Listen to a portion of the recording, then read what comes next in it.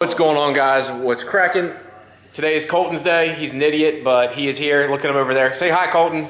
Hi. So, and another thing I want to show you guys is this. Ready? Hi. Hi, we got a baby now. That's just one baby, the other baby inside. Which one's this, Oakland or Rylan? Rylan. Say hi, Rylan. She said, I'm cranky, but all I do is cry and whimper and make noise. My wife is still recovering. But look how cute they are. She's like, why is this man touching me? It's okay, baby. But anyways, we're back to Colton's car now. We gotta push it out. We got the wife's car already outside over here. We gotta push it out to put it here because we gotta put the engine back in. So today is put engine in day. So let's go ahead and play musical cars.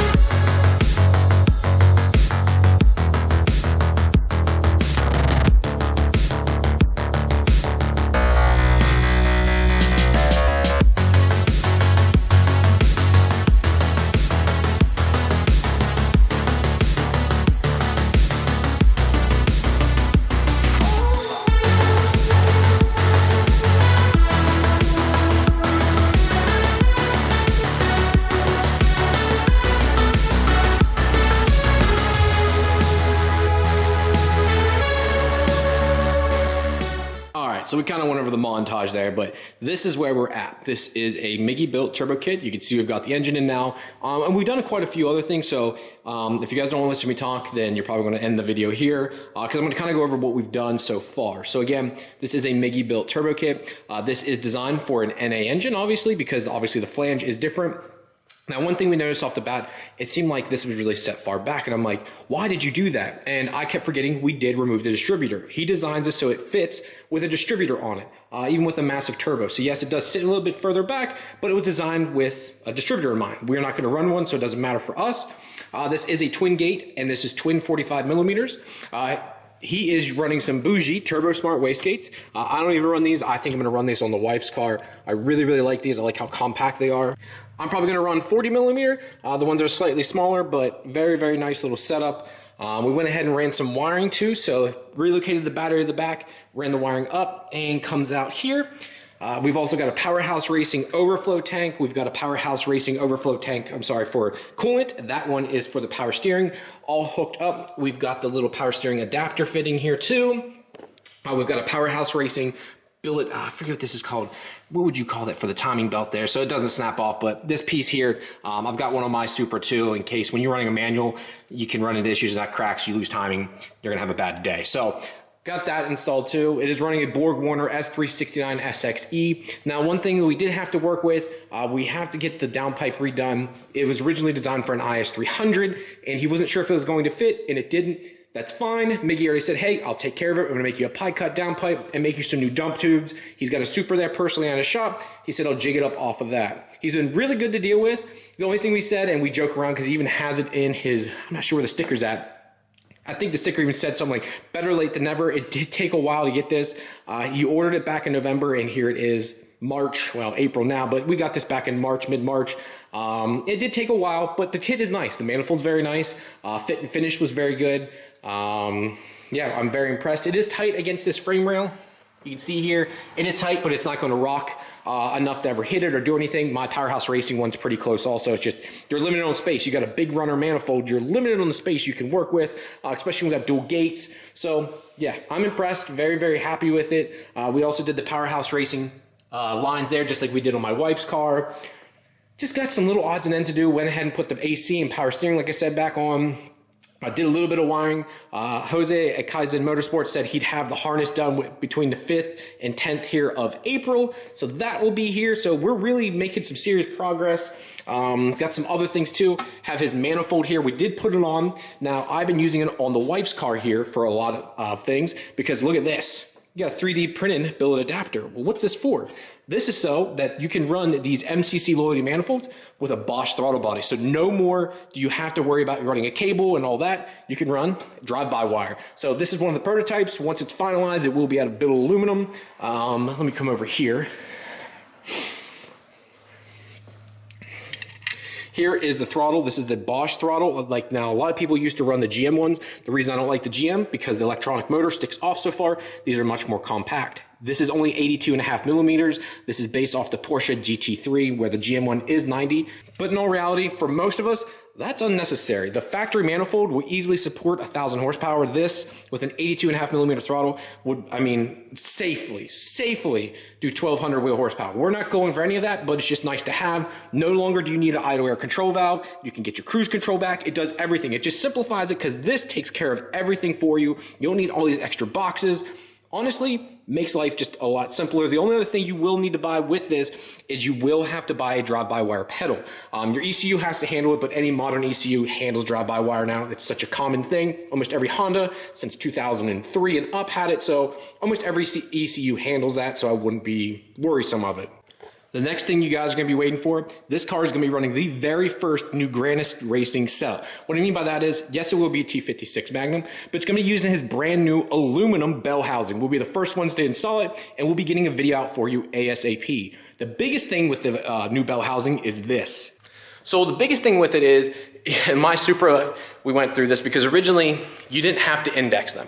And then Joel started realizing, yeah, you need to index these things. Comes with the indexing plate. Then once you realize how far you have to index it to get it to fit up properly, you got to try and pull out the pins in there. Trying to pull out the pins, one, sucks because either don't come out, you got to weld to them, or number two, they snap off and then, like I said, you got to weld to them.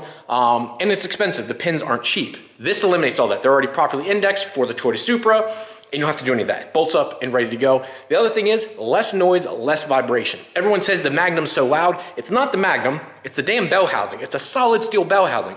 Yes, it's SFI approved. Yes, it's badass. You don't have to ever worry about anything. But is it really necessary for 99% of us? No.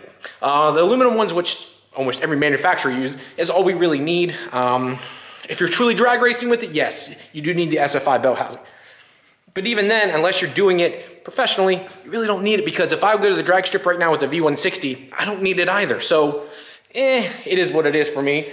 So I think it'll work out a lot better in his favor. Sorry too, if you guys can't tell, keep running out of breath because I'm sick. But everything else seems to be okay. You guys got to see the little girl there. Sorry, the other one was not doing so well. But twins are doing great now. Yeah. So a couple other things we'll tie up here and we'll finish out the video. We do have Frank's cars back. I just installed a BTI gauge in his Supra. He's actually coming to pick it up here later. Everything is ready and raring to go. The only thing we can't get right now, and he's gonna have to work with the tuner on that.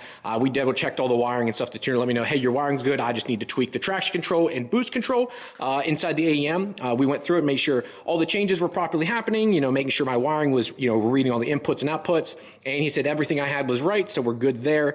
He's just gonna have to work with the tuner itself. That's on him to drive the car around and keep sending him logs and going back and forth in that aspect. But again, you guys know this car. He actually just got a new turbo too. This is a new turbo he got from Precision. His old one was like 15 years old. And after he left here the one day, he's like, yeah, man, it just started smoking. It's time to upgrade. Precision cut him a deal. I think it was like $800 for this 76, I think it's 76 millimeter turbo. Again, it's journal bearing. but it was like 800 bucks is what they charge it for him. So he couldn't beat that deal. Again, yes, this is the whale intake, or AKA the true Vail side intake manifold. Driving this car is always interesting. The inside though is gorgeous. I love the one-piece headrest seats on the 97. No, well, this is a 98. Sorry for the chime. Beautiful interior, and it does have the TRD tack. Get in there. It does have the TRD tack. The car is very clean. It is a true Quicksilver car. Custom exhaust. It's a very, very clean car. It's got the CCW 505As. I always like these wheels, but I just wish I'm just not a big polished wheel guy anymore. Even my wheels with the polished lip, I'm kind of over it. This does have electric fans, and it doesn't overheat. And he said he's had these for years, so I think that's pretty cool because I want to get electric fans on my car and the wife's too. Just makes life a little bit easier. Again, guys, I appreciate you all being super patient with all this. Also doing a few things here on the wife's car. Messing around with the alternator here a little bit, kind of cleaning things up, double checking all the wiring. Again, I'm waiting on the harness too from Kaizen. He said it should be done here within the next couple days, so super excited about that. Yeah, we'll be able to drive this thing and get it out on the road. We are so close. It just takes money. Lots and lots of money. I need to find that money tree out back. My dad keeps saying I have one, but can't find it. Can't figure out where it's at. But anyways, guys, I digress. Thank you very much for tuning in today. Yeah, today's was a great video. Oh, one more thing. One more thing was this. This is a forged carbon fiber piece that's going on the wife's car. This is going to match the steering wheel that's coming here shortly. But this forged carbon fiber, you get this from MCC Loyalty. Very, very nice piece. You can see it eliminates all the extra holes. It only has enough just for the mount, the cutout for the hood latches, the center latch, and then this hole is for the radiator brackets. That's it. Every other hole is shaved off and eliminated. It is very, very nice. It is true forged carbon fiber too. Very, very nice piece. It is not fiberglass. Pretty nice. Very, very happy with it. But just wanted to show you guys this. You can get this from MCC Loyalty. Again, I'll list that here down below. Very nice little piece. And I think it runs about 230 bucks, I think he said, for this. So not even a ridiculous price. Again, guys, thank you very much for tuning in today. Hope you all have a great day, and I'll talk to you later. Peace.